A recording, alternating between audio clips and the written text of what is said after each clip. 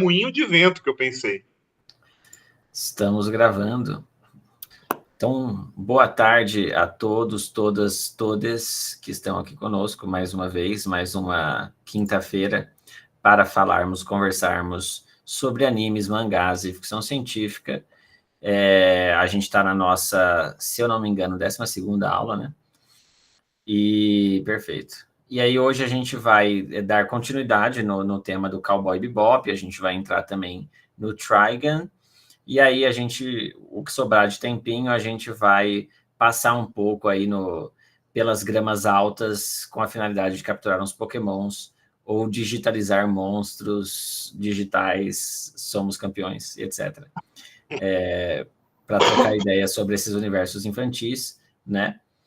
Caso vocês não lembrem, porque já passaram 2 semanas, né? No último encontro a gente estava conversando sobre o Cowboy Bebop, a gente teve aí um aprofundamento que o Pedro deu no Noir, né? Na questão investigativa, falando sobre jazz, sobre bebop, sobre as bandas, sobre os westerns, né? Os westerns, espaguetes e etc. E aí hoje a gente vai continuar nessa linha. O Pedro, se quiser, vai fazer um review aí para quem não estava na aula. E aí a gente continua falando sobre Cowboy Bebop, fala sobre Trigun e adentra nos Pokémons, Digimons, Monster Rangers e etc. da vida. Certo? Qualquer dúvida a gente pode mandar, qualquer comentário, fiquem à vontade para participar. E é sobre isso. E tá tudo.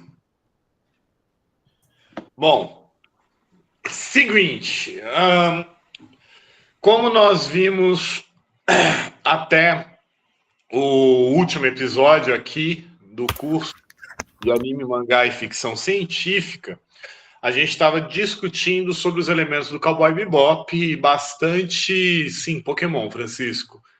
E a gente estava falando principalmente sobre a amplitude de temas não, né? A amplitude de elementos que Cowboy Bebop traz. Né? Que nem o Fred acabou falando aqui, do Noir, do Western Spaghetti, blues, jazz e todo aquele contexto histórico-social que a gente experimentou durante o começo do século XX e aí um pouquinho da segunda metade aí do século XX, meio que até agora, né? A gente voltou com bastante força a ideia do detetive noir, do western spaghetti, coisas assim do tipo. A gente viu, bom, não é tão recentemente assim, né? Mas a gente teve filmes como Django nos últimos anos, que é inclusive uma pegada do western spaghetti, porque tem um Django, né, no western spaghetti.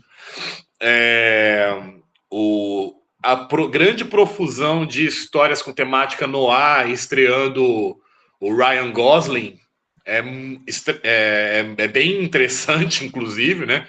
Aparentemente o Ryan Gosling ele virou na modernidade um noir ambulante, né? Quando ele não está fazendo piada no Saturday Night Live, ele está fazendo filme com temática noir.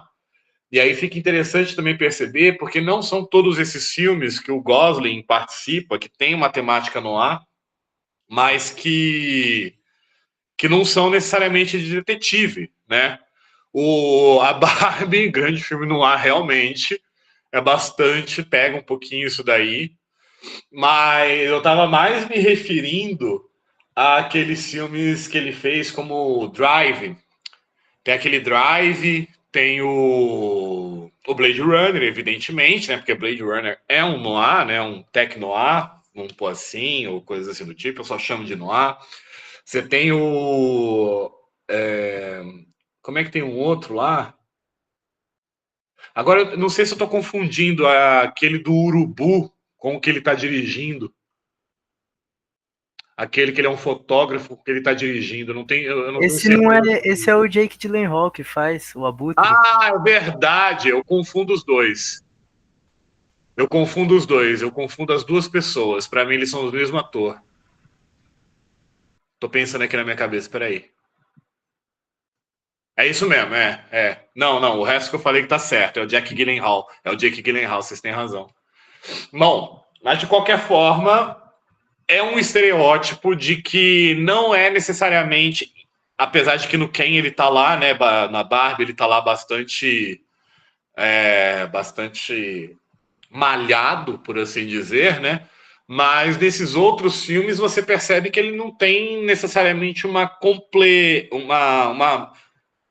visão. A visão dele não é do típico policial tribufu que dá porrada em todo mundo, primeiro atira primeiro, pergunta depois e tal. Não, é sempre uma visão mais trágica, né? Mais suja, mais triste, mais pesada, mais carregada. E isso entra muito com o Jet no anime do Cowboy Bebop, né? Lembrando a vocês que aqui Cowboy Bebop ele tem muitos pormenores, tem muita coisinha, muita referência a muita coisa em cada episódio. Dá para você pegar cada episódio e vendo as referências que ele tem.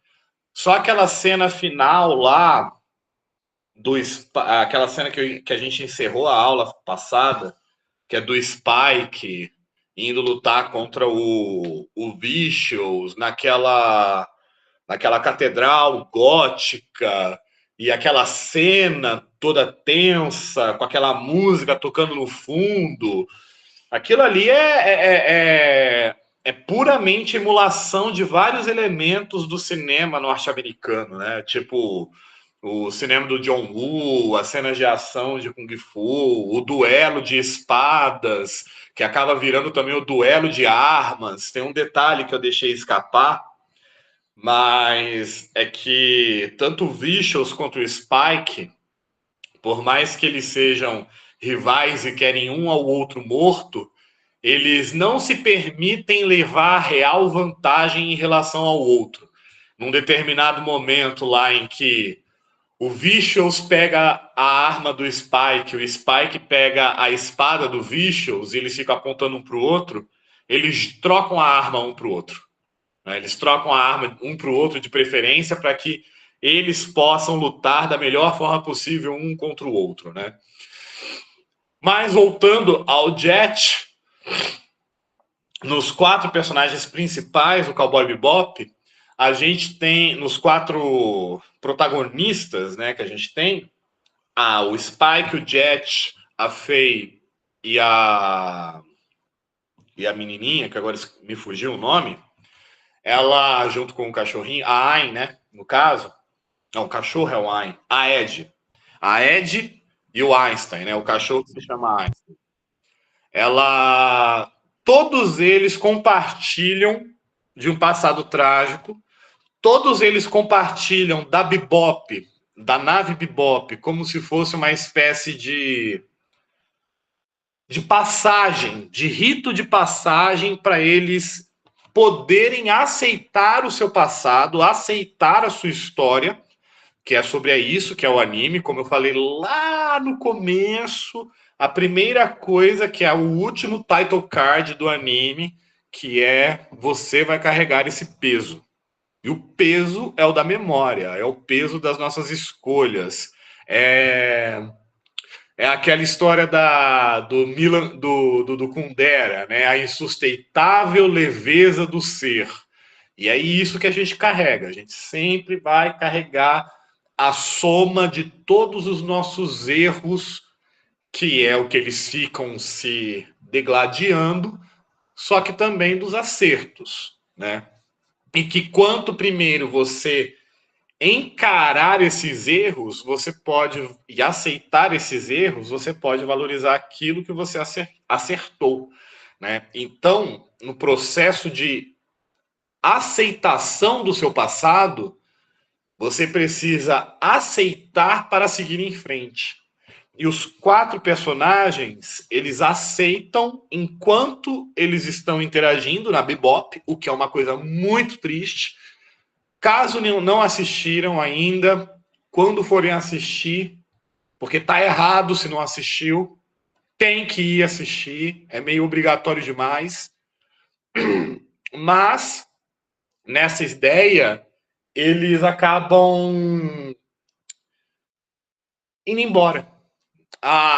O anime acaba sozinho. Todo mundo acaba sozinho. Todo mundo acaba, cada um para um lado. Né? A galera, esse grupo, essa interação dessas 4 pessoas com passados tão distintos, com contextos tão complicados, reunidos pelo acaso da vida e que passam a se gostar, que passam a ver um no outro intimidade, eles vão embora.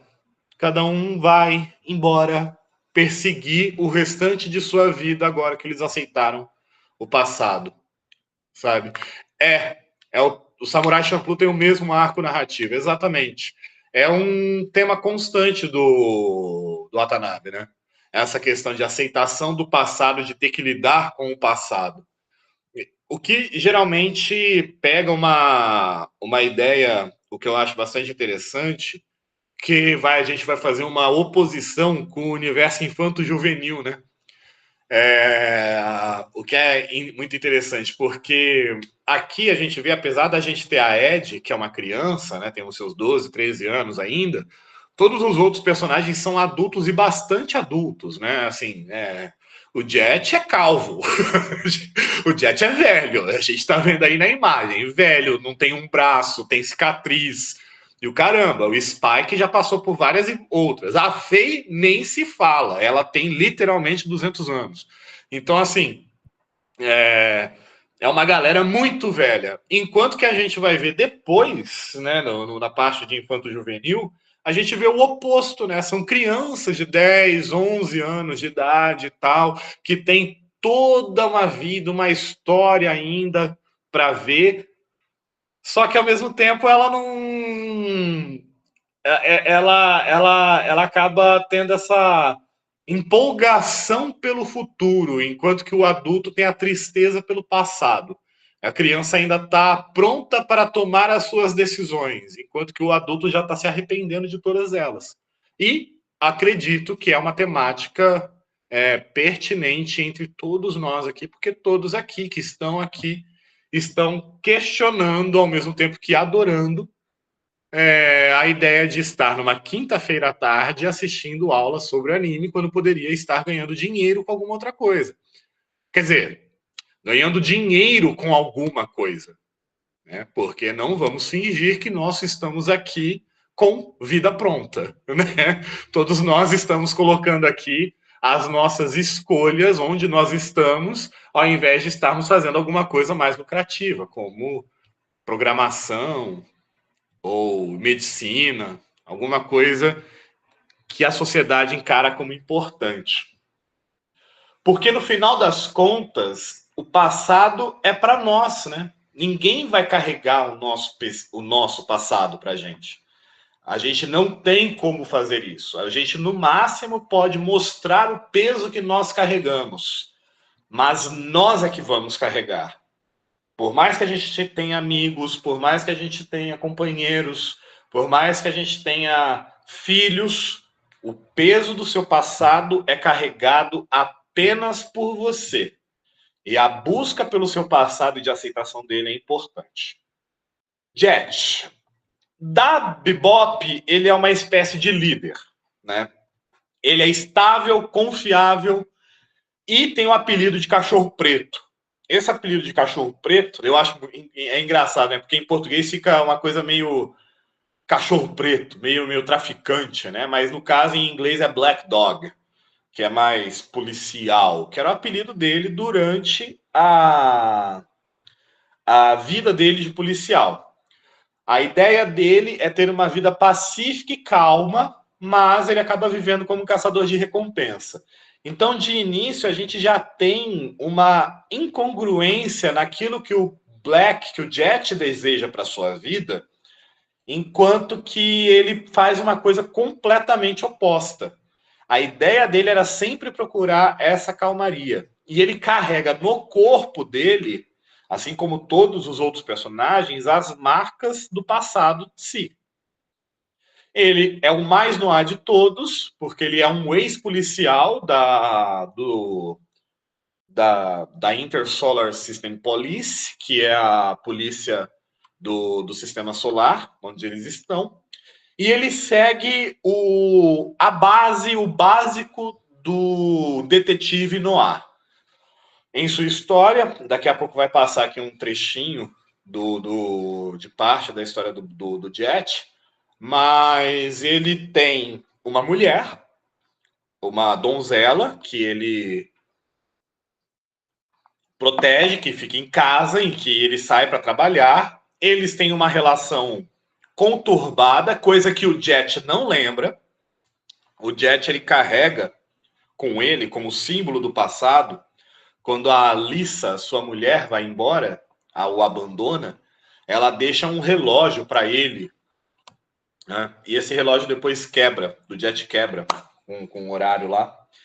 E esse relógio, ele fala da importância que esse relógio tem para ele, justamente porque para ele o tempo parou, literalmente, assim que a Alyssa foi embora.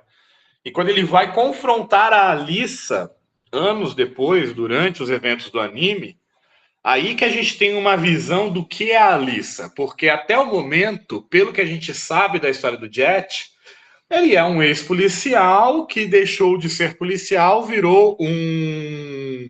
Lembra? O Bruto do The Boys lembra? Lembra, tem essa pegada. Ainda que eu acho os personagens de The Boys um bocado rasos, em comparação. Principalmente o Bruto. O Bruto eu acho ele um bocado raso. É bastante preto no branco as coisas, sabe? São respostas razoavelmente fáceis que a gente tem.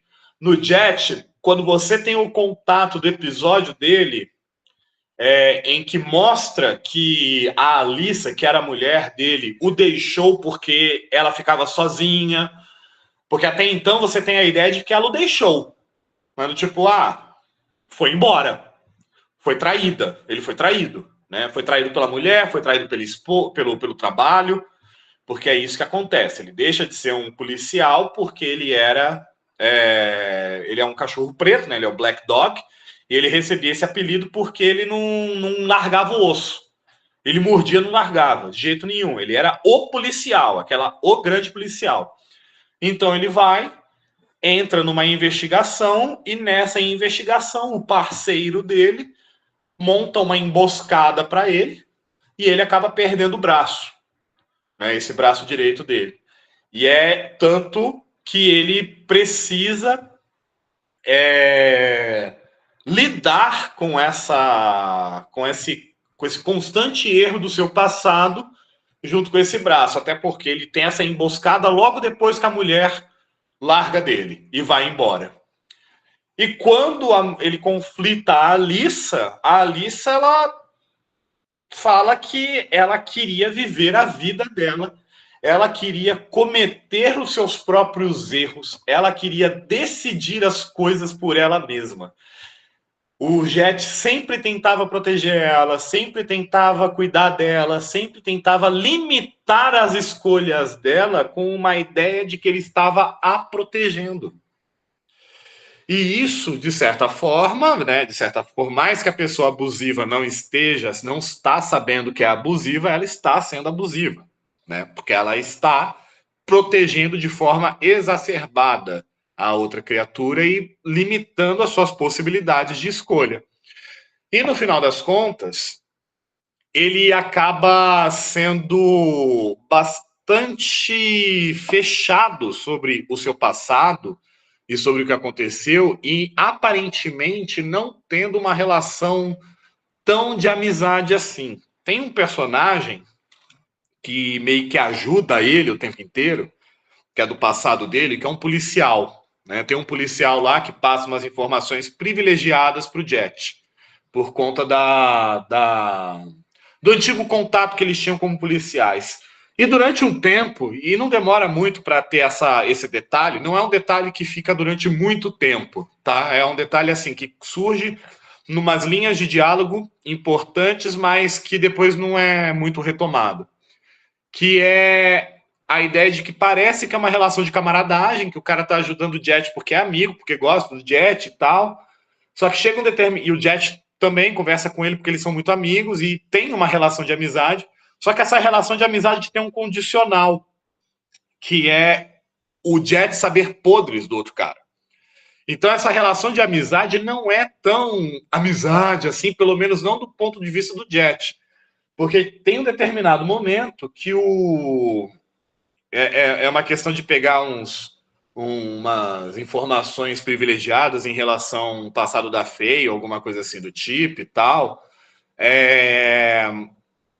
Porém, ela não... Quando ele fala e o policial recusa a dar informação privilegiada dessa vez, o Jet fala, ó, então é melhor você me falar, porque senão eu conto para as pessoas aquilo que aconteceu, tal e tal. Ele faz uma chantagem, dando a entender que esse policial ele é sujo, que ele é corrupto também. E aí o cara passa a informação para o Jet, meio a contragosto e tal, mas acaba passando. Claro que provavelmente se eles não tivessem uma relação de amizade, ele não saberia disso e ele não saberia, e não passaria para frente a ideia. Só que ele se vale desse elemento da amizade dele, ainda que seja uma amizade corriqueira, para poder se aproveitar dessa pessoa. Então você percebe que dentro do Jet, ainda que ele seja uma pessoa confiável, estável, líder e tal, e tem todas as características positivas, e que você vê no Jet, você não vê ele necessariamente como um cara de cabeça dura, intransigente. Na cena que eu passei para vocês lá, que o Spike vai na treta lá com o Vicious, é o primeiro momento que você tem o passado de alguém do anime aparecendo ali, um passado pesado, no caso, e o Jet, apesar de não saber o que o Spike está fazendo, ele deixa o bonsai dele de lado e, a contragosto, ele vai lá ajudar o Spike. Então, assim, você tem no Jet uma pessoa plural. Ele é extremamente confiável, é um líder, ele é estável, mas ele é demais isso, ao ponto dele querer controlar tudo e a todos. E, evidentemente, no final, como cada um vai para um canto, ele acaba sozinho na nave dele, porque a Bebop é a nave do Jet, né? A Bebop é do Jet. O restante que vai entrando na nave junto, né? João, pode passar.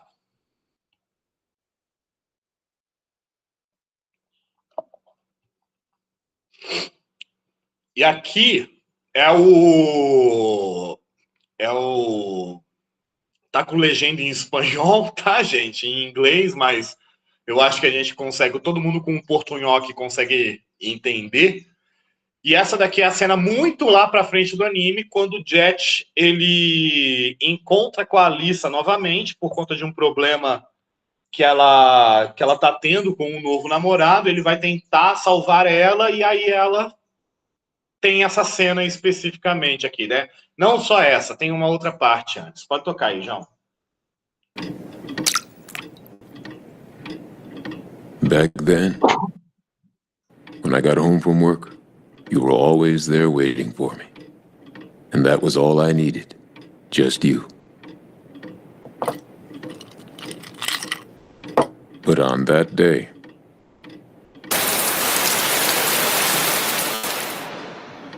when I came back home, the only thing there was that pocket watch. That and a small piece of paper that had just one word written across it, farewell. For some reason, I didn't feel sad or broken up. It just didn't seem real. But slowly I realized that it was real, that you were gone. And little by little, I felt something inside of me go numb. After 6 months, I made a kind of bet with myself, a pledge, that I would leave this planet and start a new life if you didn't return by the time the watch stopped. I didn't come here to blame you. I just wanted to know why. Why you disappeared like that. The way you talk about it, you seem to think that time really has stopped here. That's a story from long ago. And I've forgotten about it. Time never stands still. I've got to go. Bye, Jet.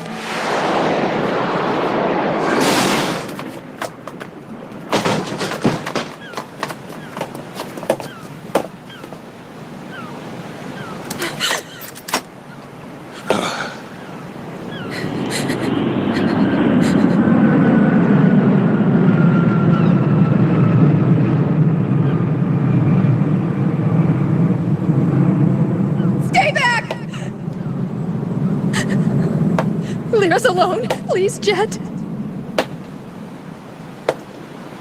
There are other bounty heads to catch. You don't need this one!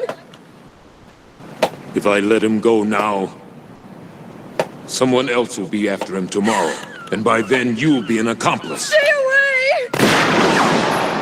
You still have time, Elisa. Stop protecting me!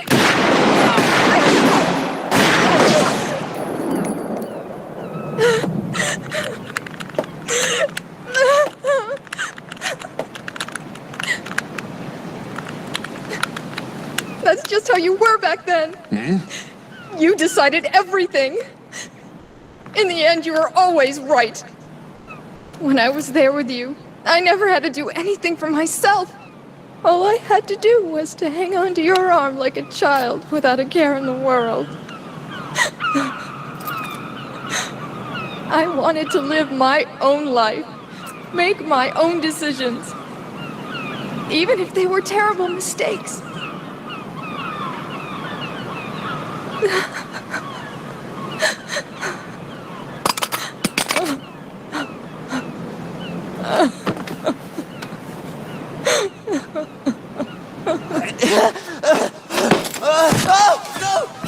Stop! I don't want to go to prison! Wait! Let go! Help me! Help me, please! Please help me! You gotta...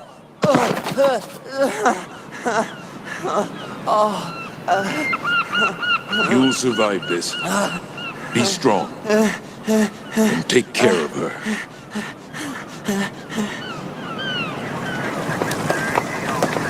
They think he'll get off with a self-defense plea. So what are you gonna do now? Well, I won't be on the run. I'll just wait there at my tavern for rent. I don't think you'll be waiting very long. Because time never stands still, you know?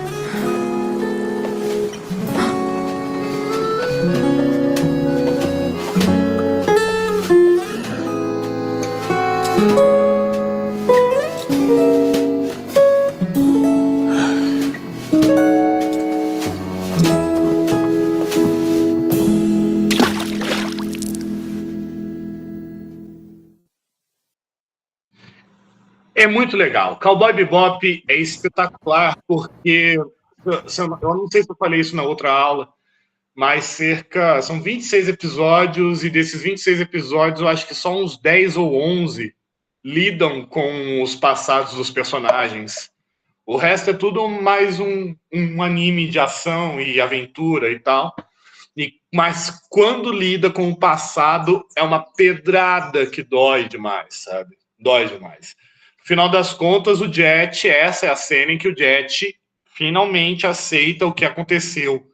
Né? Ele aceita que ele tem uma nova vida sem essa Alyssa, sem a volta da Alyssa, e que ele finalmente acha a resposta para o que ele estava buscando. Né? Por que ela foi embora? E, gente, pelo amor de Deus, sempre vocês terminarem com alguém, fala o porquê que vocês estão terminando, gente. Só não vai embora, não, porque é um inferno isso daí. Todo mundo já passou por um ghosting da vida, né, que é um horrível. Né? Então, o Jet, ele acaba passando por isso, e nesse processo, quando ele aceita a nova vida dele, de caçador de recompensa, de que ele não vai ter o retorno da Alyssa, que agora ele tem a resposta da Alyssa do porquê que ele fez, faz a prisão do cara, pega o cara, mas não coloca a Alyssa no meio da situação. Então, assim, ele nem salva ela e nem faz aquilo que ela quer. Ele faz aquilo que tem que ser feito independentemente do desejo dele ou dela. Porque o desejo dele para ela é o que ele falou ali pro cara: seja forte, proteja ela, esteja com ela.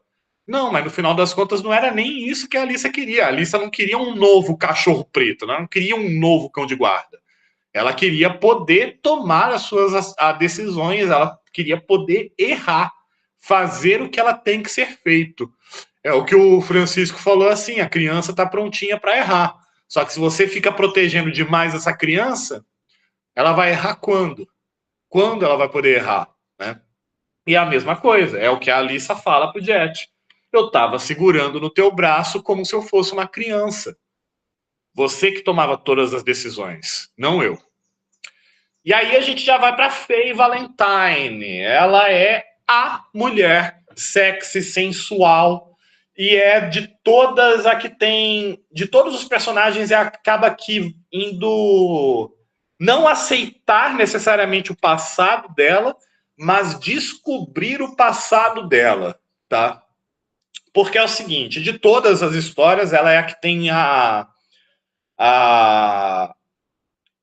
o passado, a aceitação do passado dela vem atrás de descobrir quem ela era. Porque isso vai ser revelado no anime, mas ela era uma menina rica, de família muito rica, que teve um acidente num ônibus espacial, que ela estava viajando lá com a família dela. Ela foi a única sobrevivente, mas os ferimentos, mas como ela tinha muitos ferimentos que não dava para a ciência curar naquele momento, ela foi colocada em criogenia durante 200 anos. E aí, quando a ciência pôde curar os ferimentos dela, remendá-la do jeito correto, ela acordou com uma dívida trilhardária, porque agora vão cobrar dela essa dívida, e ela não tem como pagar essa dívida, porque afinal de contas não existe nenhuma pessoa viva que ela conheceu, né? Não chega a ser 200 anos não que ela ficou em criogenia. Ela ficou em criogenia há uns 100 e poucos anos, na verdade. É que ela, somando, desde que ela nasceu até o momento que ela está no anime, seriam cerca de 200 anos por aí, quase 200 anos, né? E da personalidade da Faye, que é muito interessante, porque a personalidade dela adulta não tem nada a ver com o que a gente descobre sobre ela criança. Então, a aceitação do passado da Faye vem muito mais numa ideia de que ela tem que aceitar que ela foi uma outra coisa. E uma coisa que ela não é mais e é que ela nunca vai conseguir ser. Isso daí, daqui a pouco eu vou mostrar o trecho para vocês aí, que mostra bastante isso. Que, inclusive, é tanta referência que é, nossa, maravilhoso, sabe? Cinema absoluto. Mas, no caso da Faye, ela é uma femme fatale, padrão. Ela não tem nenhum pudor de utilizar a beleza e sua sensualidade para navegar nesse mundo, tá? Ela sempre está provocando os homens, ela sempre sabe o que ela está fazendo ao provocar o homem, ela quer essa resposta do homem, por mais que não seja a resposta que ela sempre busca. Ela é cínica, tá? Extremamente cínica, justamente por isso, porque ela não acredita na honestidade e no bom mocismo das pessoas. Para ela, todo mundo é horrível. E é uma coisa que ela aprende a lidar durante a Bebop, porque ela entra ali, no começo, achando que o Jet e o Spike vão ser mais dois caras que ela vai manipular para conseguir alguma coisa, em algum momento. Ela fica durante um bom tempo fazendo isso. Só ali junto com eles, mais ou menos, se aproveitando deles. Mas, ao longo do anime, ela passa a amar esses caras, a ficar junto, gostar dessa família estranha que eles criaram. Ao ponto de, quando o Spike vai embora para lutar finalmente contra o Vicious, ela tenta impedir. Ela não quer que o Spike vá embora de jeito nenhum, porque, pelo amor de Deus, você está indo para a morte certa, cara. Vamos ficar aqui com a gente. E é um dos momentos, é o momento que eles se separam completamente, né? A amnésia dela é um tema noir, né, como eu já comentei com vocês, a questão psicológica, assim como o Jet também, essa ideia de que o passado é meio nublado, não é muito certo, ele tem uma versão muito diferente de como as coisas realmente eram e tal. Isso daí é aquelas temáticas do noir, da psique, né? A história de detetive noir, ela, agora eu não lembro se eu falei isso na aula passada, mas a história do detetive noir, as histórias noir, elas são muito focadas nesses aspectos da psique, da mentalidade dos personagens, justamente por uma ideia de trazer a incerteza sobre os fatos narrados. Sempre parecer uma versão de alguma coisa, não necessariamente aquilo que aconteceu. E a exploração dos elementos os elementos psicológicos das personagens associados com os eventos de sua vida, né? É o que eu falei aqui. O seu passado não lhe pertence, seu presente se desfaz. Que é o que acontece com ela ao longo do anime. Ela descobre o passado dela, e quando ela descobre o passado dela, ela descobre que ela não tem nada a ver com aquilo. A pessoa que ela é, a vida que ela está levando, quem ela é, quem ela poderia ser, ela não tem nada a ver. Inclusive ao ponto dela não se reconhecer naquela pessoa que ela está vendo. No episódio que eles vão, porque são mais de um episódio, são vários episódios, ela também foi traída por um advogado que tenta ajudar ela em determinado momento, mas ela inclusive é um cara que se apaixona por ela e ela se apaixona por ele, logo depois que ela sai do estado de criogenia. Mas ela não... Essa falta de identidade dela é o que faz ela criar a identidade que ela tem agora. Porque quando ela vê no episódio dela, que inclusive é numa fita VHS, né? Que ela pega uma fitinha VHS assim, que eles têm que pegar um videocassete, tem toda uma história para eles conseguirem assistir essa fita, porque eram fitas que a Faye gravava para ela mesma, ou gravava dela com as amigas e coisas assim do tipo. Ao ponto dela entender que ela é nada mais nada menos que uma fantasma vivendo. E como uma fantasma, ela precisa achar o que fazer, ela precisa sair desse momento para seguir a sua vida. Então, é também uma resposta agridoce. Vocês vão perceber, inclusive na da criança, que as respostas são agridoces, né? Tipo, é doce no sentido de que tem a resposta, finalmente, eles descobrem e fazem pazes com seu passado. Isso é feito. Todos eles fazem isso. Porém, não é o que eles querem, né? O Jet, ele queria a volta da Alyssa. A Faye queria descobrir quem ela era. O Spike queria a Julia de volta. A Ed queria o pai ajudando ela, mas nenhum deles consegue essa resposta positiva ao fazer as pazes com o passado. Por isso que o anime tem como esse mote: você vai carregar este peso. Porque se fosse algo que a gente gostou, não era um peso, né? Só é peso se a gente não está conseguindo carregar. E ela, evidentemente, acaba sozinha. Passa aí a tela que... Vamos ver. Exato. A thumb do YouTube já é o suficiente para você ver que aquela personagem do slide anterior não tem nada a ver com essa líder de torcida toda feliz aqui. E o que eu ia falar do negócio, que agora que eu lembrei, é que tem um momento muito interessante que a Faye, ela vai visitar uma região em que ela estava lá, né, que ela frequentou quando ela era mais nova, e de repente aparece uma senhora, uma velhinha, já em cadeira de roda, falando: Faye, é você? Ela: sim, sou eu. Quem é você? Ah, eu sou a fulana, que era uma amiga dela de infância. Então, ela tá jovem, bela, estonteante, enquanto que a amiga dela de infância tá velha. E mais do que isso, com neta. E a neta aparece e pergunta: vovó, quem é essa moça?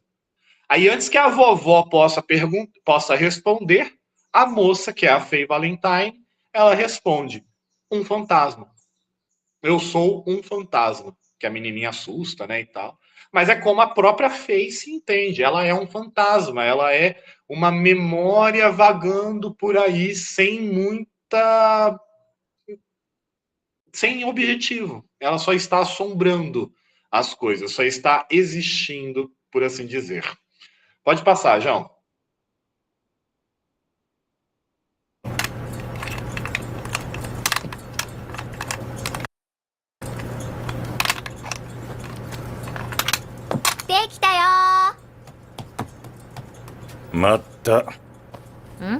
見るなら着払い金合計税込みで31,000と500ウーロンいただきます。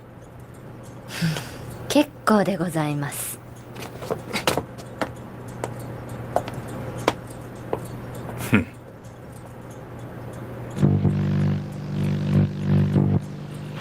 お、映った。おお、これ何？黙って見てろ。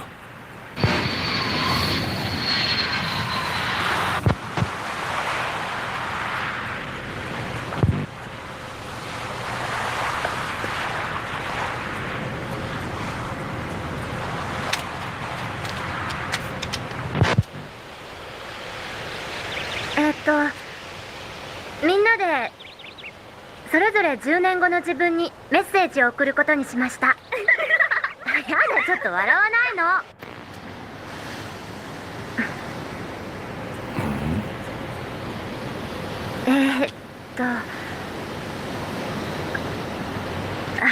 なんかこれやっぱ照れるよ。言いたいこと？おはよう。今のなし。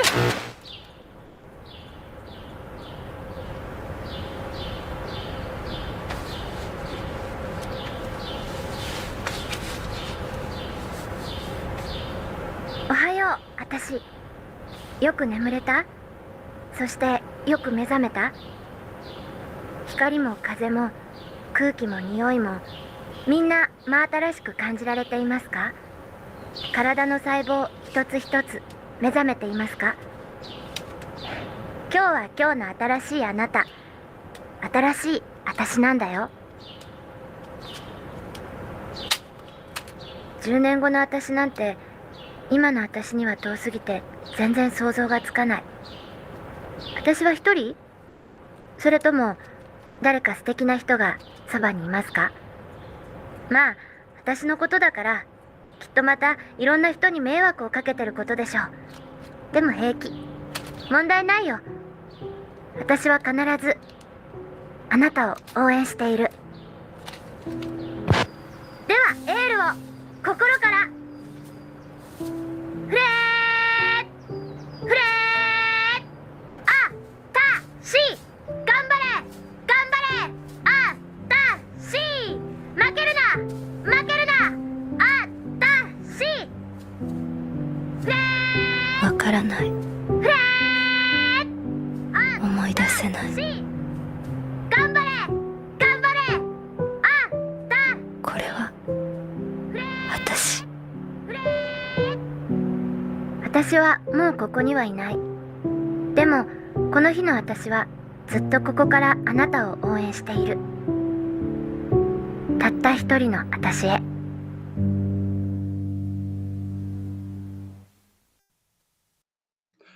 Vocês percebem que os episódios, quando eles são emotivos, eles sempre terminam com uma pedrada. É uma porrada monstruosa. Porque, assim, o episódio até que vai indo numa boa, eles vão tocar a fita e tal. O Jet faz uma piada no sentido assim, ó, você vai querer assistir? Então, se você vai assistir, você tem que me pagar o que você me deve e tal, não sei das quantas. Ah, vamos ver, ai, que legal e tal. Jesus Cristo. É uma dor no coração que você dá quando você vê ali que ela não consegue lembrar dessas coisas que ela diz ter feito. E é tão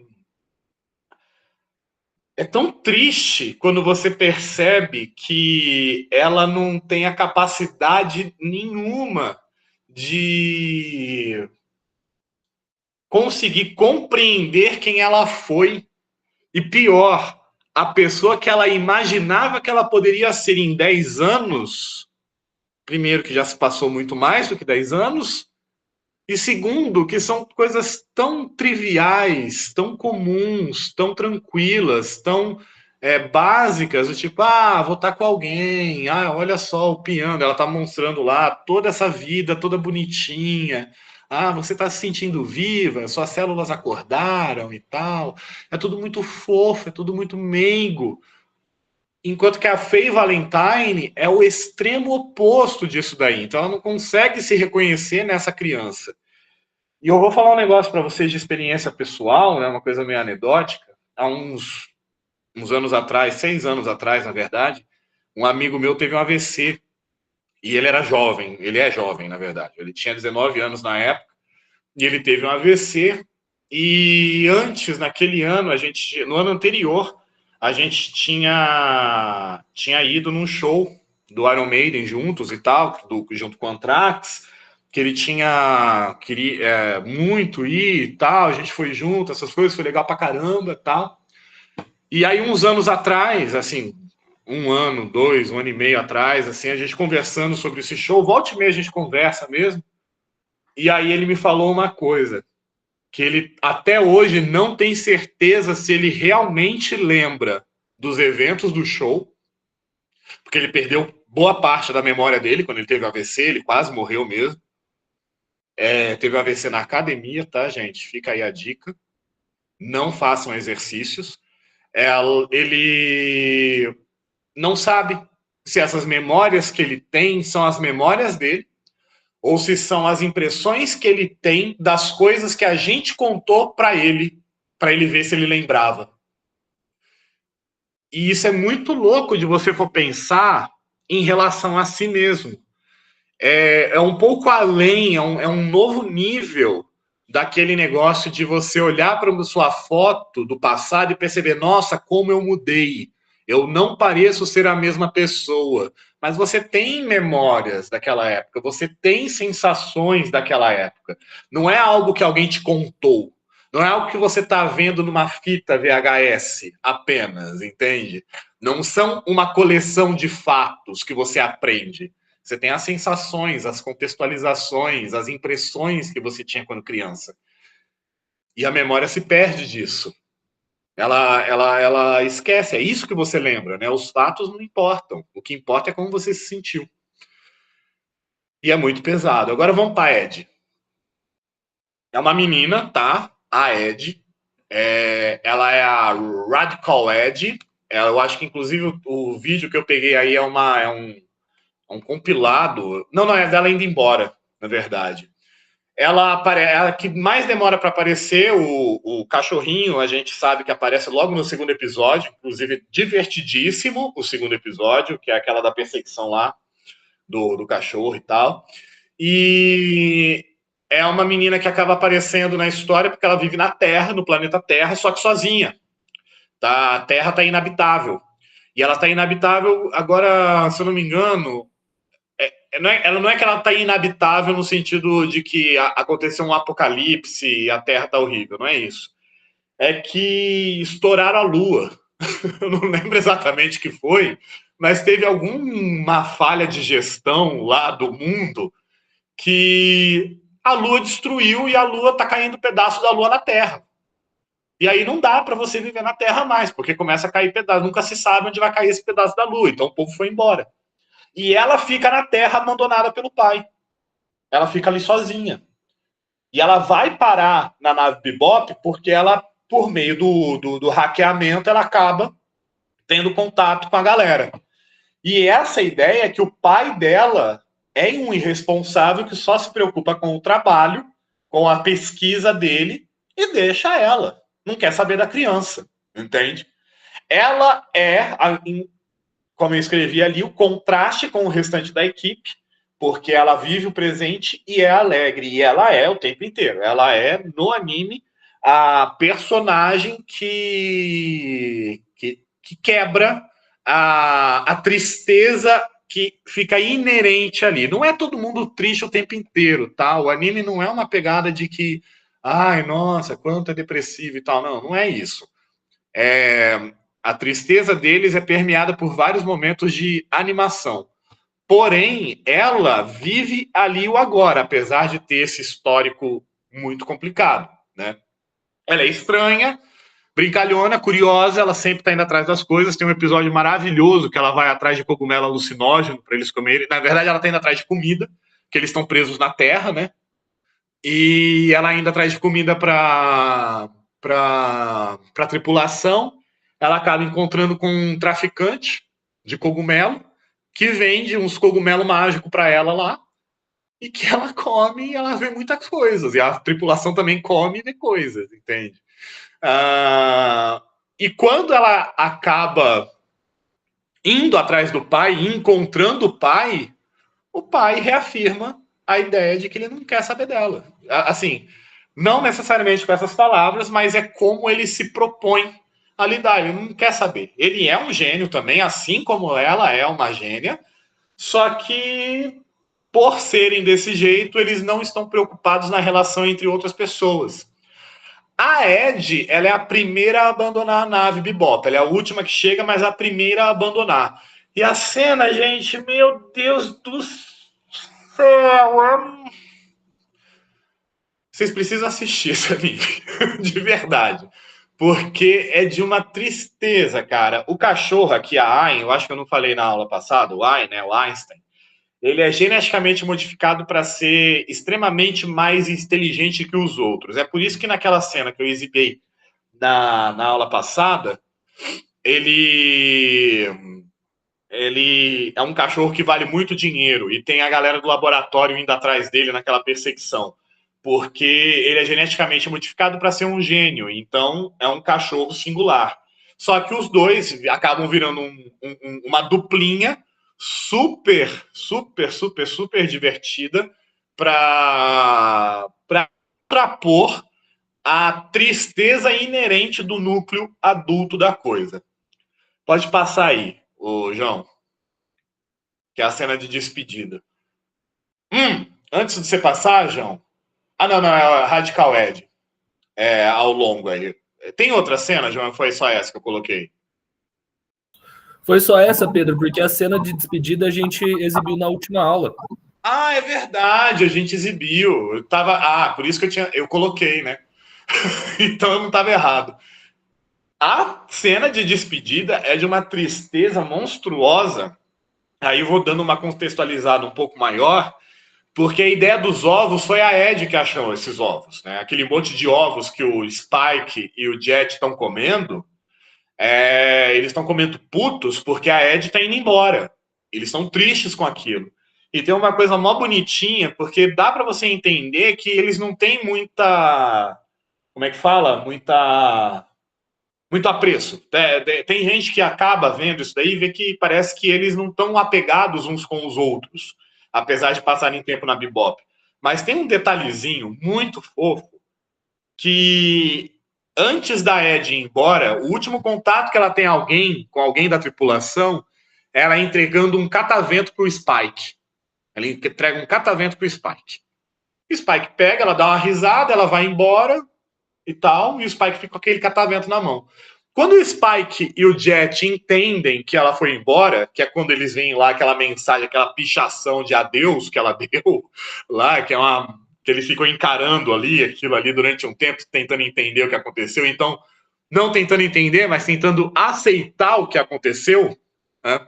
O que mostra também uma coisa muito curiosa que a gente pode pensar, que ela, por ser criança, por ser adolescente, e não tem, talvez,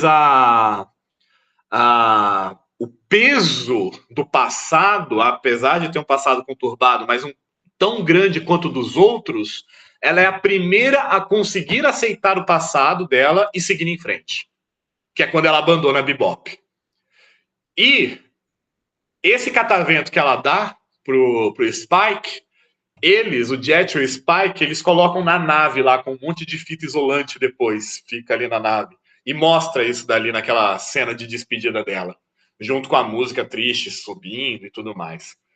E esses trechos aqui que coloquei, provavelmente não vai passar tudo, tá?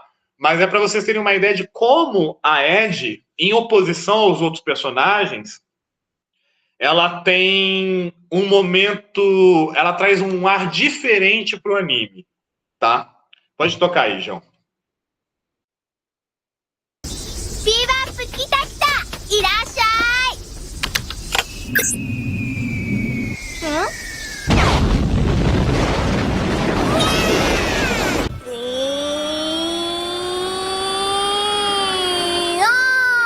ーガーバババババババババババうわーキー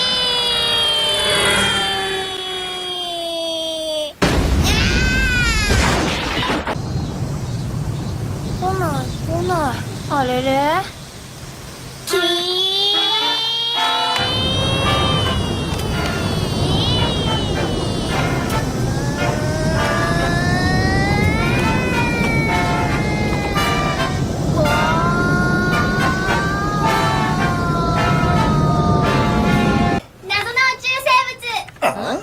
怖い恐怖の宇宙生物襲来そうか、そういう可能性もあるわけねえか。じゃあ何？データバンクにいないよ。あこの塩基配列も変。あ、そうか。見たことない症状だし、宇宙生物以外の何？探検実験あったけん800野鳥に火が灯る生きて帰ってくるからな。頼むぜエド。えへへヒューバーあやあややあい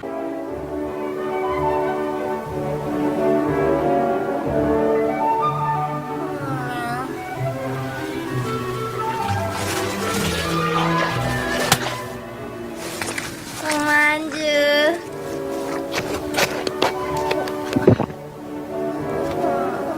食べられないがあるとでも言わんばかりだったぜ。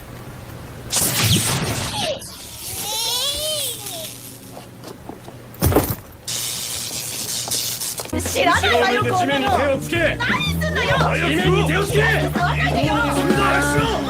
獣だああダメだよアイみんなで分けるんだよん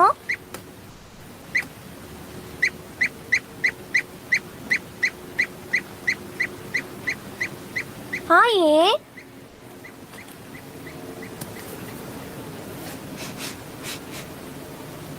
ヤバキノコあ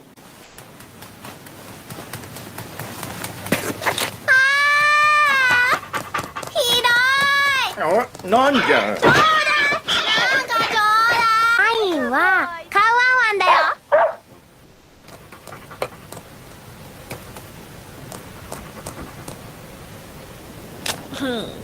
いきますよ1、2、5、4こんにちは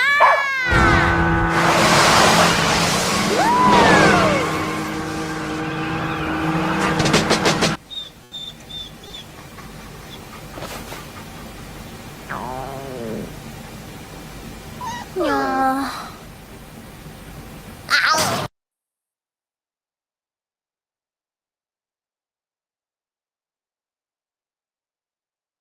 Eu gosto das sugestões de vídeo que aparece pro João quando depois. Eu gostava de zoar a religião até que.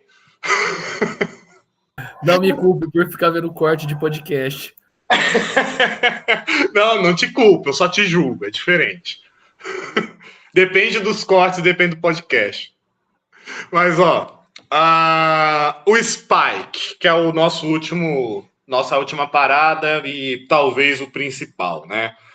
O Spike, ele carrega a ideia do Dead Man Walking, que eu falei para vocês, do faroeste, do Western Spaghetti, né? Esse Django que eu mencionei, do Tarantino, para vocês, é uma coisa que eu ia comentar, que é baseado num filme do mesmo nome, né? Mas o cara é branco no filme original. Uma história completamente diferente. Mas tem um ponto que, inclusive, depois o Papaco acaba sendo uma paródia na pornochanchada brasileira, que ele fica carregando um caixão para cima e para baixo, porque é a vingança dele, no caso, né? Que ele tem uma arma gigantesca, que é o que ele vai utilizar para metralhar todo mundo que ferrou com o passado dele. Isso é um exemplo da ideia do cara que carrega o passado dele, literalmente, né? No caso.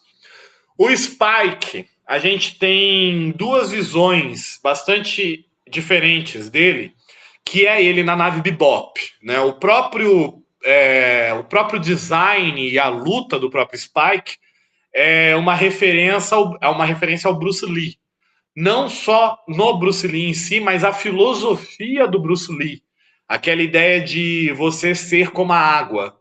Você tem que ser adaptável, como a água é. A água, ela não tem forma. Você coloca ela num copo, ela tem a forma do copo. Você coloca ela na tigela, ela se torna tigela. Você coloca ela num computador, ela se torna um computador. Então, seja como a água, seja adaptável. Assuma as formas em que você está colocando, em que você está. E o Spike é assim no anime. A gente vê a maior parte do tempo ele completamente despreocupado com as coisas, essa visão quase suicida. O Spike ele se joga muito em situações extremamente perigosas e o que passa no momento, o que pode passar como coragem, na verdade, acaba sendo até um aspecto quase suicida, um desejo suicida de rolar alguma coisa ali. Porque, olha só, no primeiro episódio, quando o Spike ele vai tentar achar alguma... Tem isso também. Ele tem esse ponto do cowboy, que ele sempre vai procurar conselho com um índio. Um índio de oca norte-americana mesmo e tal, só que é diferente no contexto do Cowboy Bebop. O cara tá lá na oca dele, aí tem um monte de caixa pra tudo quanto é lado, tem um PlayStation caído e coisas assim do tipo. Então, mas ele vai com esse índio pega, vai lá, balança o negócio, vê, ó, no teu futuro vejo aparecendo morte. Vai ter morte. Que no final das contas é aquele final do primeiro episódio que eu passei pra vocês lá, em que a mulher e o cara lá morrem. Né, naquela perseguição que tá super legal, super cena de ação, de repente vira um negócio triste pra um caramba. E na hora que o índio fala que ele vê morte no futuro, o Spike retruca com: eu já estou morto, eu já morri uma vez na mão de uma mulher.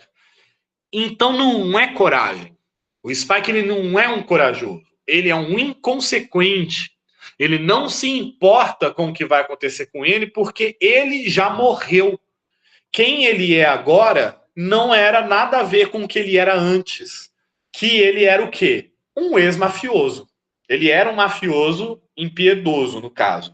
E um mafioso daquele estereótipo de família, entende? O rival dele, o Vicious, no caso, ele... que era amigo dele, bastante amigo, os dois eram completamente impiedosos, mas aí uma pegada no ar, por isso que o Spike ele dialoga com as duas partes, né?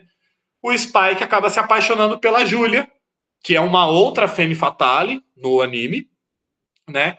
Só que essa Julia, ela é namorada do Vicious.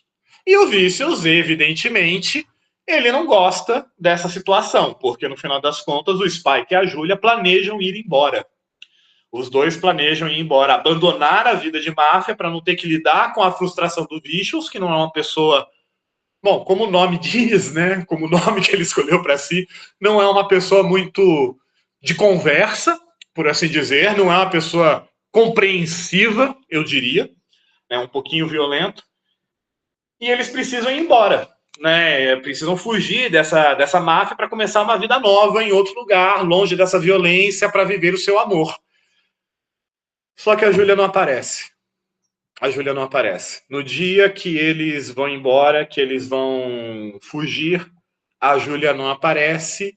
E mais do que isso, ela não aparece, o Spike é emboscado, é metralhado e é dado como morto durante muito, muito tempo. Até que tem aquele episódio 5, que é a Ballad of the Fallen Angels, que eu falei para vocês, que para mim é o melhor episódio do anime e talvez um dos melhores episódios de anime da história, principalmente aquele finalzinho ali, pelas coisas que ele amarra e pela forma que ele apresenta e amarra ao mesmo tempo muito rápido.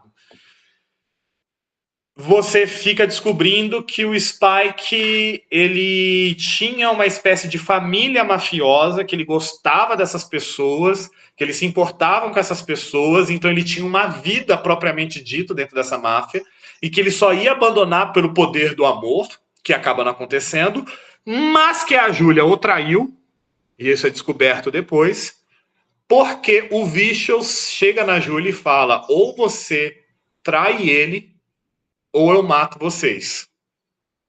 E aí ela resolve trair o Spike, não fugir com o Spike, sumir da vida do Spike para poder salvá-lo, enquanto que deixa acreditando que o Spike, e deixa o Spike acreditando que ela o traiu, que ela não queria ele. E isso é uma coisa que vai ser resolvida só depois, muito tempo depois, durante a morte da Julia. Que a Julia aparece novamente no anime e ela acaba morrendo numa situação lá de tiroteio quando o Spike está confrontando o passado dele novamente, né? E aqui eu fiz ali no finalzinho a ideia de colocar um vivo-morto, né? E não um morto-vivo. Existe essa diferença. Tem o defunto autor e tem o autor defunto. Tem o morto-vivo, que é um vampiro, um zumbi, essas coisas, e tem o vivo-morto, que é o que o Spike fala diversas e diversas vezes. Ele, inclusive, fala para Faye, mais de uma vez, sobre ele ir confrontar o passado dele, não porque ele precisa confrontar o passado, mas é para descobrir se o que aconteceu com ele foi realidade ou sonho. Porque tem hora que ele acredita que tudo que ele passou antes era uma espécie de sonho distante, de uma outra pessoa, alguma coisa que ele imaginou, que é tão absurdo para ele, é tão pesado para ele, que ele não consegue lidar com isso, ao ponto de que é melhor ele entender que tudo que lhe aconteceu foi um pesadelo, foi um sonho, foi uma coisa que ele fica se degladiando com isso, do que necessariamente é um processo de aceitação propriamente dito. E uma coisa interessante que é o seguinte, eu escrevi ali em cima, parte para a beira do desespero, que é justamente essa ideia dessa despreocupação do Spike ser, na verdade, ele em desespero constante. Porque ele só se joga nessas situações extremamente conflituosas, extremamente tensas, extremamente perigosas, porque ele tem as habilidades, né, que poucas pessoas têm, porém, ao mesmo tempo, ele tem uma necessidade, como é que é o... Fred pode me ajudar, o João, pulsão de morte, não é? Pode ser. Temerário, temeridade. Isso, temeridade, pulsão de morte. Essa ideia de que ele vai se jogar à morte em qualquer momento. Ao contrário do Seiya, no Cavaleiro do Zodíaco, que ele não pode ver um precipício que ele se joga, literalmente, né, só porque ele é o Seiya, ele é estúpido, o Spike ele tem todo um contexto dele para poder fazer isso, que é justamente esse passado trágico que ele não consegue lidar, que ele não consegue lidar consigo mesmo, porque o passado já tinha abandonado ele. Ele já tinha abandonado esse passado. Ao contrário da Faye, que ela precisa buscar o passado dela, e ao contrário do Jet e da Ed, que precisam conflitar, achar as respostas para seguir em frente, o Spike precisa decidir se o que ele sonha é real, se o que ele lembra é real ou não, de tão diferente, de tão oposto que são essas situações que ele está vivendo, tá? Pode passar o slide. E no final das contas, assim como a Ed, a Faye e o próprio Jet, ele também vai acabar sozinho e com uma interrogação, como diria a Avalone, já finado a Avalone, se ele realmente morreu no final dessa cena, o que pode ter acontecido ou não. Porque todas as vezes que o Spike confronta o passado dele, de alguma forma, o passado dele deixa ele à beira da morte. Mas ele não chega a morrer. O final do Ballad of the Fallen Angels, lá que eu falei para vocês, que eu passei a exibir, se vocês lembrarem, mostra ele, a Júlia cantando para ele, né, enquanto ele está lá caído e tudo mais, mas isso é uma memória. Quem está cantando para ele, que é o que acontece logo em seguida na cena, é a Faye, na nave, porque eles resgataram ele depois que ele caiu lá de cima da igreja. E aí você tem a retomada do que é o anime, né, do que o anime acaba sendo na maior parte do tempo. E quando essa coisa de se misturar o passado com o presente na vida do Spike, acaba sendo, dessas sobreposições, acaba sendo interessante para você ver como o Spike ele lida com essas coisas no presente. No passado, quando ele estava ouvindo a Júlia cantando, ele se apaixonou quando ela salvou ela. Quando ele ouve a Faye cantando no presente, ele fala que ela está desafinada. Ou seja, ele está afastando essas memórias, ele está jogando de lado essas memórias, porque ele morreu naquele momento. Ele é um homem morto andante. Literalmente, um homem morto andante, porque ele está morto. E isso dialoga muito com a questão do western, porque todo western spaghetti... todo não, tá? Porque, enfim, isso daqui é muita coisa para gênero. Mas a maior parte dos western spaghetti, e como a gente está falando de western, a gente está falando de um contexto histórico-social posterior à Guerra Civil Americana. E como posterior à Guerra Civil Americana, e se vocês lembrarem onde é o cenário do que se passa a maior parte das histórias de western, a gente está falando do sul dos Estados Unidos, que é o lado perdedor da guerra. Então a maior parte desses grandes cowboys de histórias de faroeste são nada mais, nada menos pessoas que lidam com a vergonha de ter lutado do lado errado da guerra e perdido. Porque, novamente, eles lutaram ao lado dos confederados, que era o que defendia a questão do racismo e tal, essas coisas todas, escravidão e papapá. Eles, no caso, eles lidam com isso, com a derrota, com a dor dessa derrota, com a dor de não ter mais o que buscar. Então, é uma coisa que eu acho interessante, porque eu tenho um pouco uma dissonância cognitiva, às vezes, quando eu penso em faroeste, que é meio que eu situo geralmente o faroeste na minha cabeça, de certa forma, pelo mundo ser meio inóspito, alguma coisa assim do tipo, a uma coisa meio século XVII, meio século XVIII, sabe? Alguma coisa nessa história. Mas quando a gente fala de faroeste, a gente está lidando com a segunda metade do século XIX. Inclusive, o período do faroeste, ele é muito curto. Se você pega o Red Dead Redemption mesmo, o 2, principalmente. O 2 e o 1, né? Os dois, no caso, porque o 1 é continuação do que seria o 2. Você vê que a história ela se passa em 1900 e alguma coisa, 1912, se eu não me engano. Tem carro. Os primeiros carros estão surgindo ali. Então a gente tá. E aí também tem a Penny Dreadful, né? Aquela série maravilhosa. Eu adoro Penny Dreadful, uma pena que foi cancelada. Mas entre todos os personagens de terror que eles pegam ali para interagir, o cara que é o lobisomem é um pistoleiro, é um cowboy. Ele faz shows de cowboy, né, pelos Estados Unidos e tudo mais, e papapá. Só que, ao mesmo tempo, ele é um ele é filho de um herdeiro de terra do sul dos Estados Unidos. Então, ele também está fugindo com o passado, ele está lidando com esse passado dele, com essa coisa de... um dos primeiros diálogos de Red Dead é sobre o carro, verdade. Inclusive mostrando essa ideia, né, de que, meu Deus, que coisa estranha isso que está acontecendo e tal. E o próprio Red Dead, você tem um cara lá que está tentando voar o tempo inteiro, você tem um cara que pede para você buscar ossos de gigantes e tal, que no final das contas é outra história, né?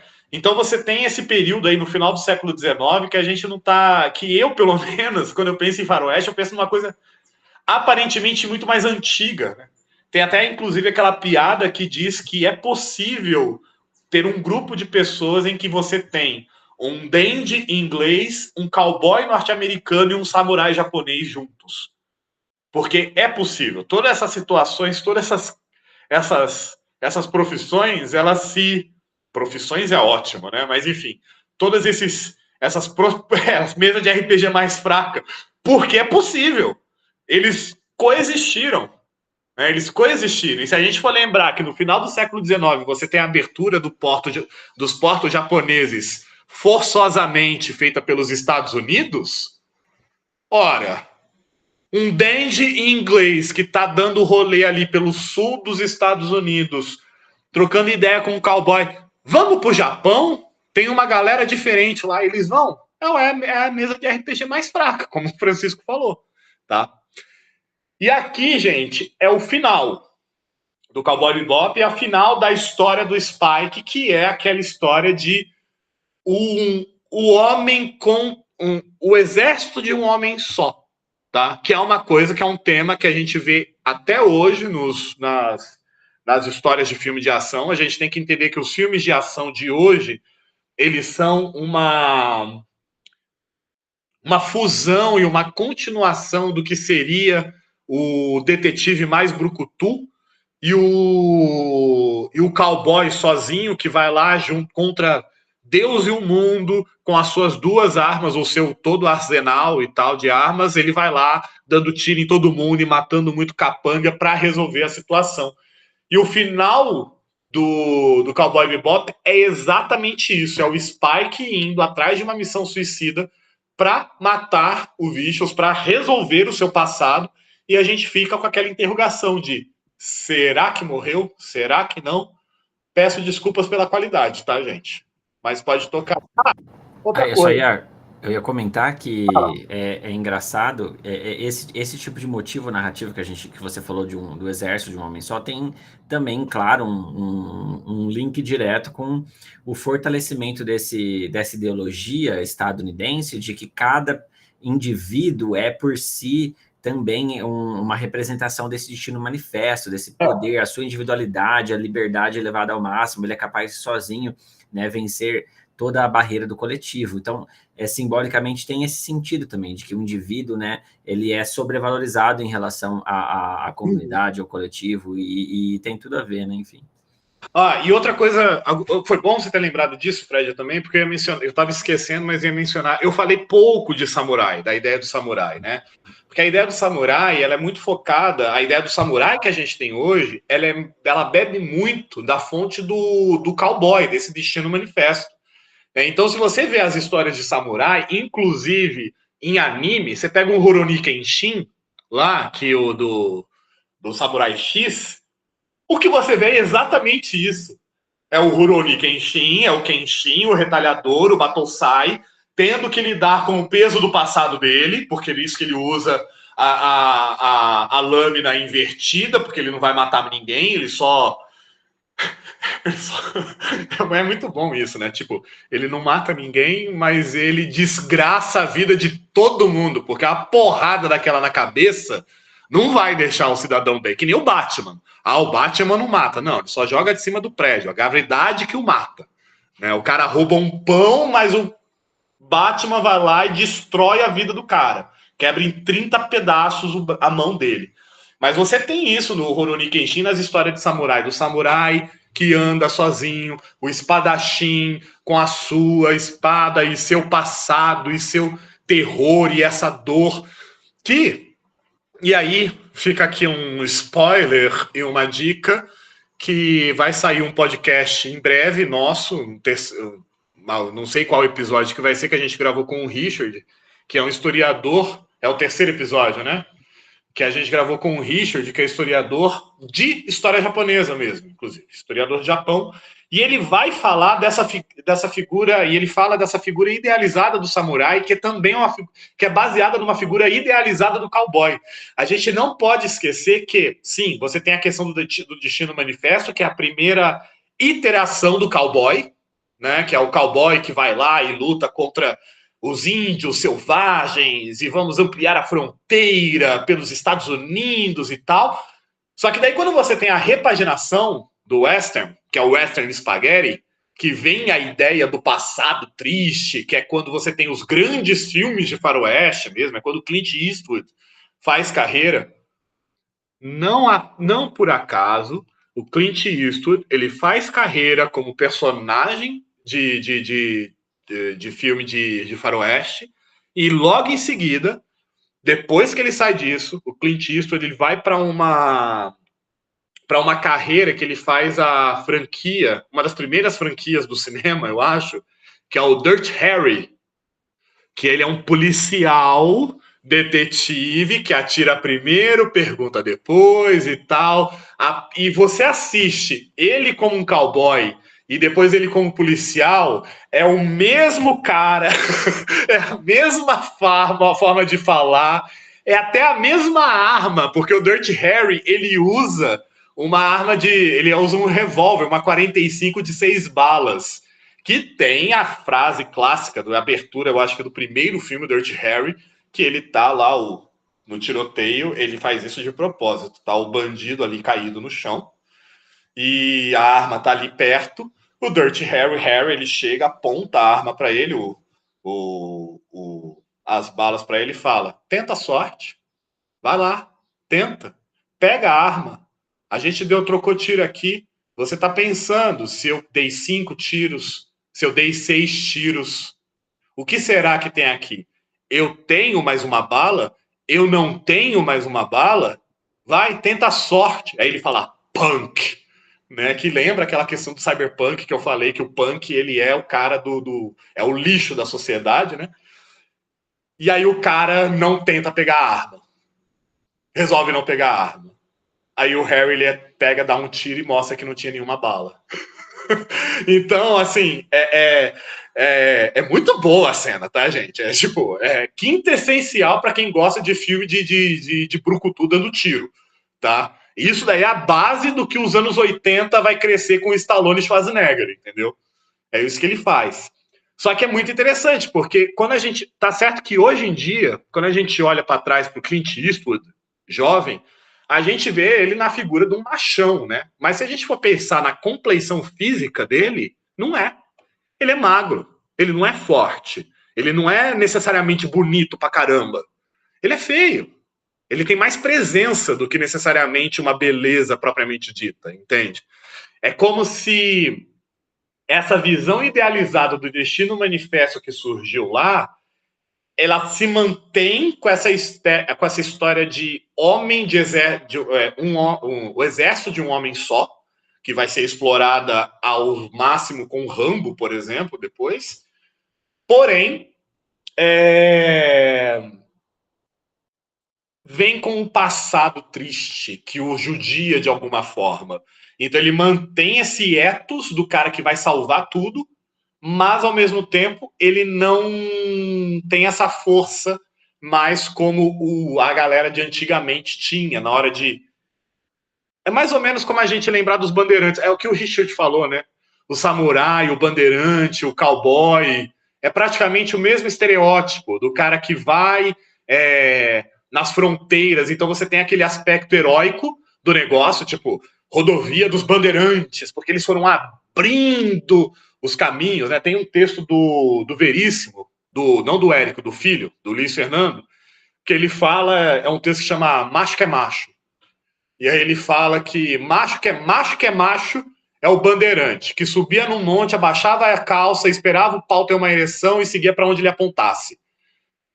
Só que ele fala isso de uma forma extremamente grotesca para sacanear a ideia do bandeirante de que isso não é estúpido, é fazer uma coisa extremamente estúpida.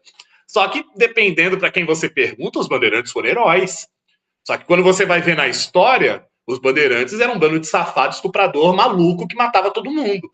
Os paulistas era uma coisa que, quando ficavam sabendo que os paulistas estavam vindo, a galera ficava, meu Deus, vamos embora. Hoje em dia é outra história, hoje em dia isso acontece com o carioca. Mas, naquela época, a galera não tinha tanta força. Assim como vai pegar o samurai e vai pegar o cowboy depois de um tempo. Eles vão carregar essa ideia de que eles são, de certa forma, desgraçados pelo passado. Pelo passado violento, pelo passado de força, pelo passado de algo muito pesado e que eles precisam carregar consigo. E eu quero chamar a atenção para a última coisa, antes de encerrar o Cowboy Bebop como um todo, já agradecer de antemão aqui a vocês, por vocês terem me ouvido por 1h30, né? Foi uma tarde inteira da última vez, e agora mais 2 horas falando sobre Cowboy Bebop, que é uma obra espetacular. Eu não sabia que eu gostava tanto antes de fazer essa aula.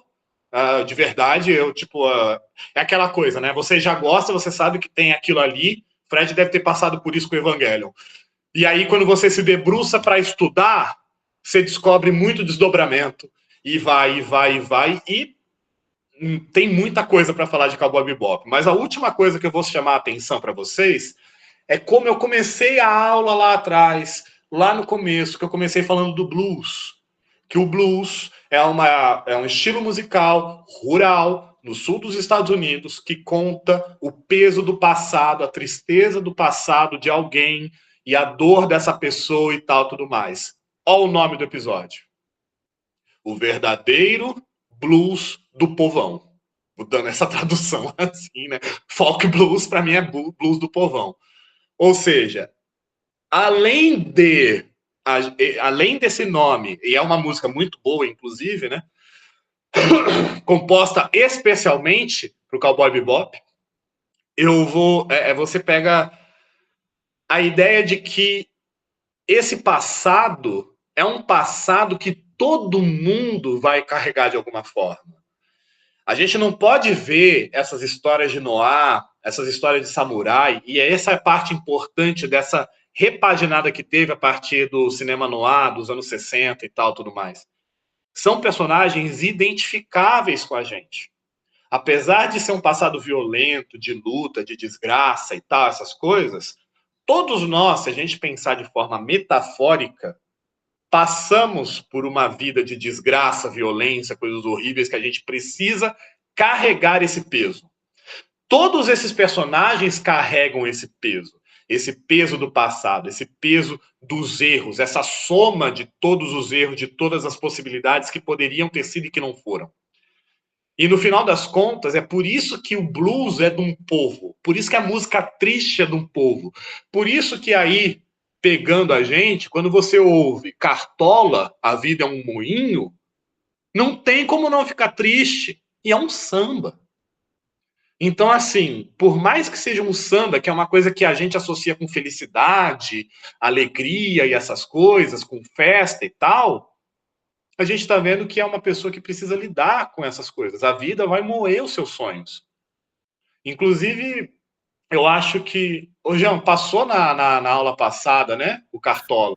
Não, é o último vídeo antes de encerrar o bloco. O último vídeo... justamente, já vou adiantar para passar os dois um seguido do outro.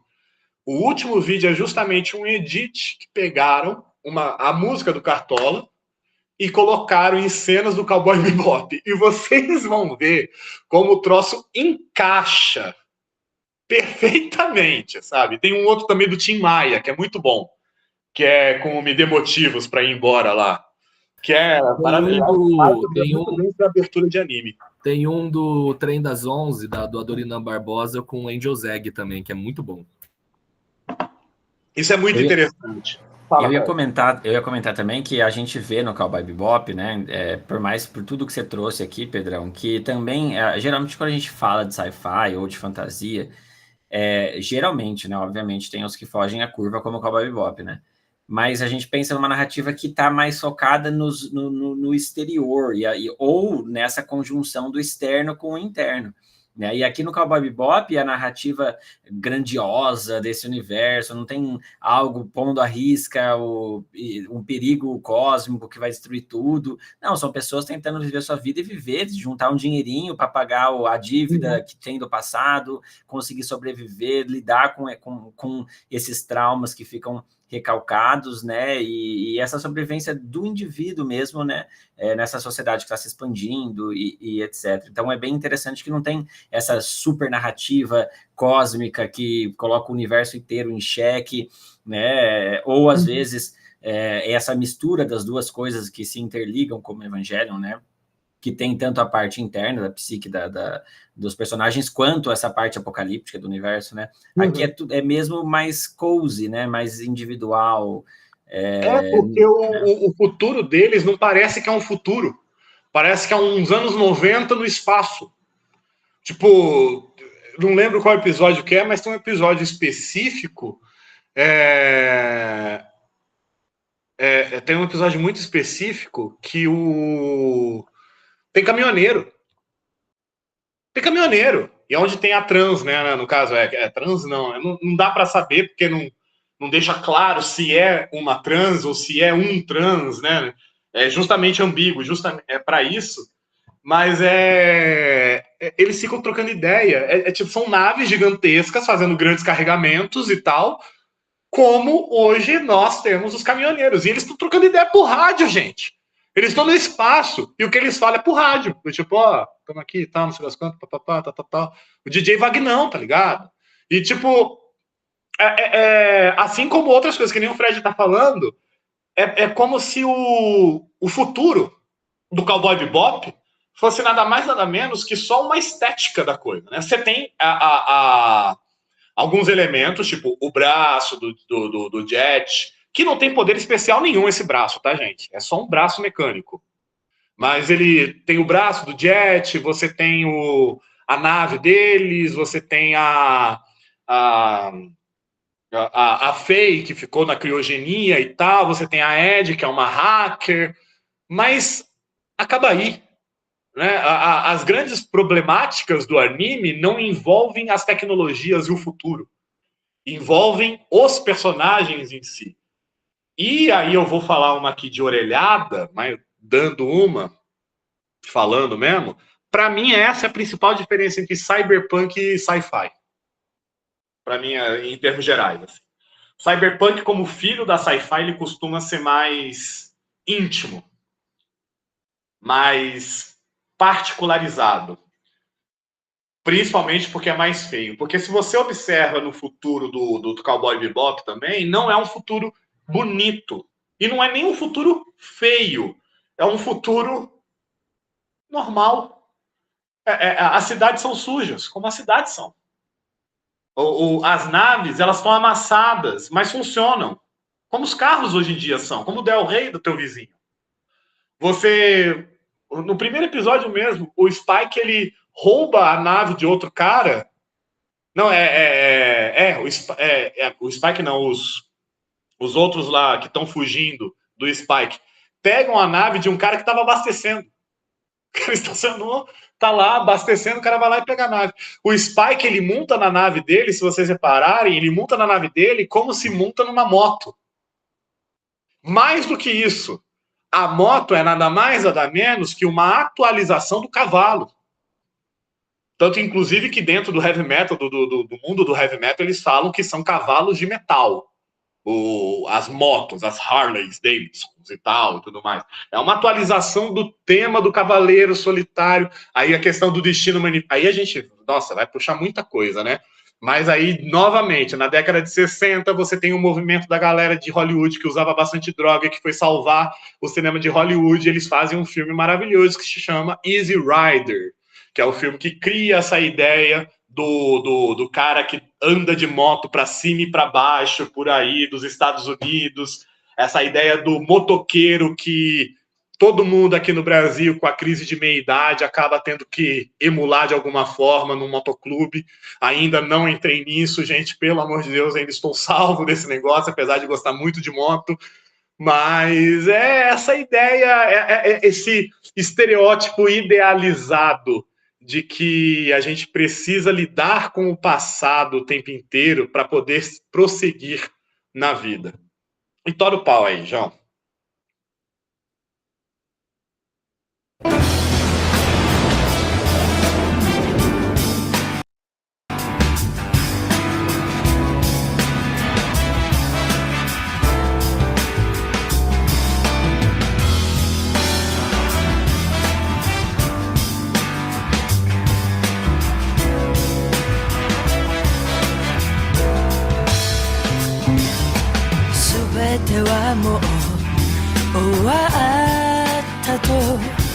耳を塞いだままで君がいる言葉はただ流れてく安らぐことのない明日へ変わらぬものなどありはしないさとたとえ命尽きてもこの愛を消せはしないそれは永遠を生きること夢は闇に隠れてもI got a rainbow in your hands.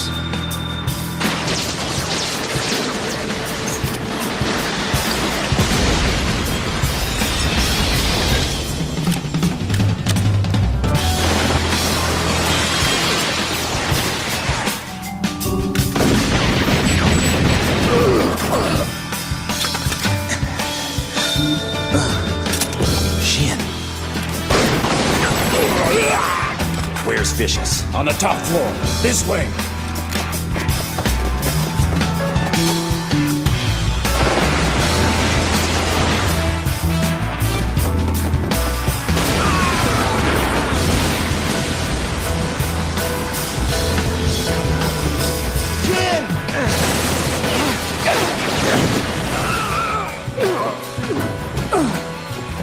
Shin!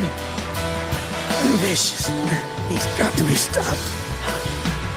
I was waiting for you to come back and take over.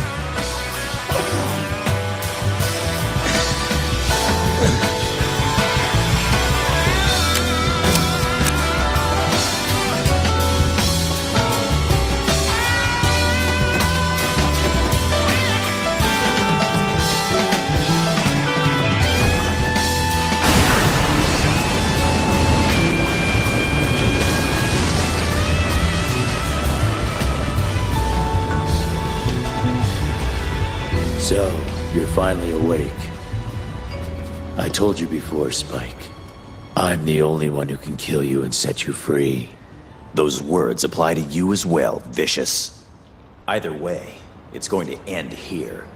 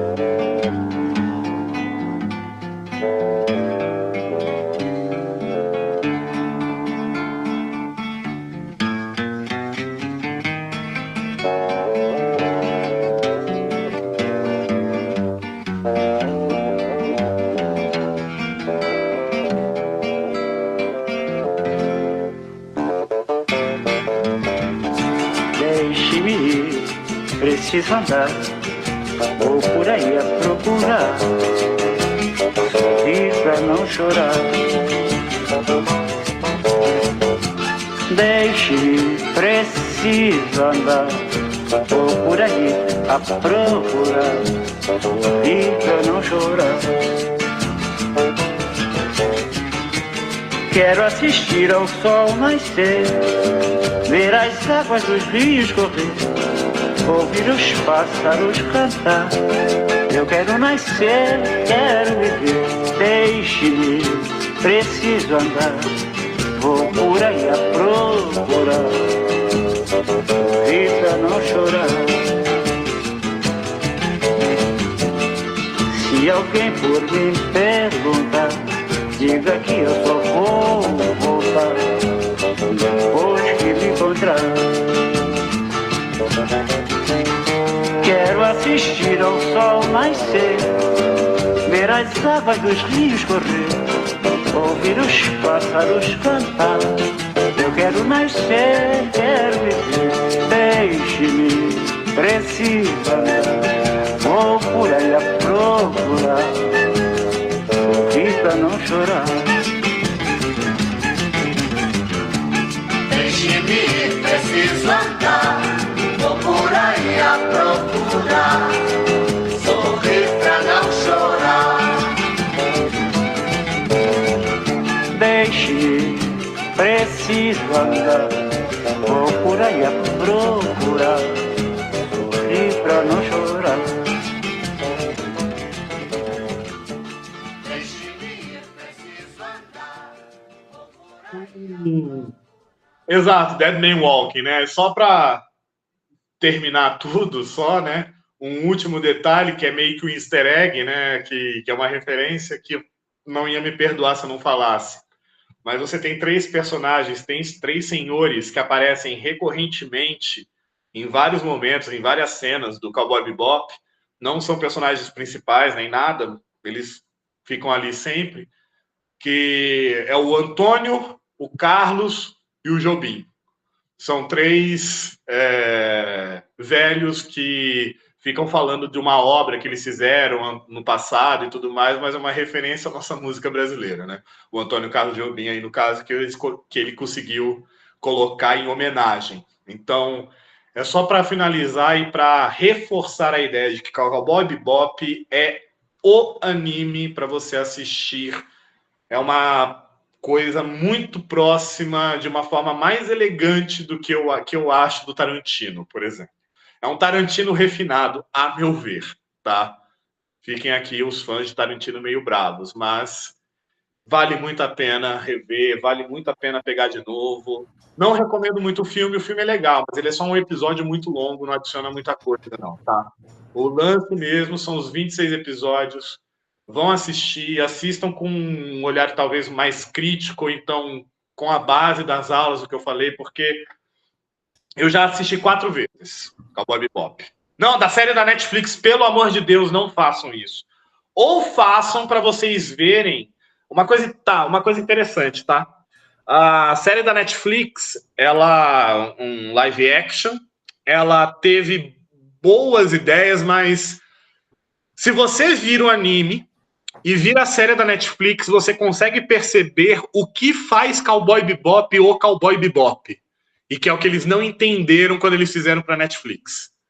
Tá? É isso que é muito interessante. O Cowboy Bebop, o que faz o anime ser o que ele é o que não está presente na série. E isso que é interessante. A gente pode ir para o intervalo, vocês acham ou não? Sim, vamos para o intervalo. Umas 4h15, então, gente, a gente pode voltar. Tá? É claro, quem quiser ficar aí, ficar trocando ideia, sintam-se à vontade. Eu só vou parar a gravação, beleza? Se alguém tiver alguma dúvida também, quiser, a gente pode tirar essa dúvida depois do intervalo, fazer seus comentários antes da gente começar. E aí a gente vai para o Trigun, né? E depois passar brevemente pelo universo infantil, desde Pokémon, Digimon e etc. Claro, a gente vai fazer um apanhadão aí, né? E discutir algumas coisas em relação a esse tipo de narrativa e jogos, né? Alguma dúvida, galera? Algum apontamento? Yu-Gi-Oh! A gente até comentou sobre Yu-Gi-Oh!, mas a gente não vai falar muito não, mas encaixa, viu? Em tudo que a gente vai falar, encaixa sim. Encaixa bastante, na real. Bom, beleza, então, gente. Até umas 4h15 a gente volta aí, então. Até mais. Vou parar a gravação aqui, para que, enfim...